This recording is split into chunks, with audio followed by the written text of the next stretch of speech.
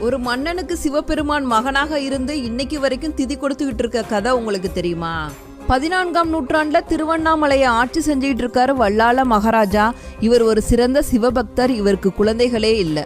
தம் பக்தனுக்கு ஒரு குறைனா சிவபெருமான் சும்மா இருப்பாரா? ஒரு திருவிளையாடலை நிகழ்த்துறாரு. திருவண்ணாமலையில இருக்க எல்லா தேவதாசி வீட்டுக்கும் தன்னோட சிவ கணங்களை அனுப்பி வைக்கிறார் சிவபெருமான். சைவ துறவி கோலத்துல மன்னர் முன்னாடி போய் நின்று தனக்கு ஒரு தேவதாசி வேணும் கேட்கிறார் சிவபெருமான். மன்னரும் தேவதாசியை தருவதாக வாக்களிக்கிறாரு. ஆனால் அவருக்கு ஒரு தேவதாசி கூட கிடைக்கல. என எல்லார் வீட்லயும் சிவ கணங்கள் இருக்கு. மன்னருக்கு என்ன செய்யறதுனே தெரியல. மன்னரோட வருத்தத்தை புரிஞ்சுக்கிறாங்க இளையராணி. தான் தேவதாசியாக செல்வதாக மன்னர்கிட்ட சொல்றாங்க. அண்ணாமலையானே நீயே துணை அப்படின்னு வேண்டிக்கிட்டு சைவத்துறவி இருந்த அறைக்குள்ள போறாங்க இளையராணி.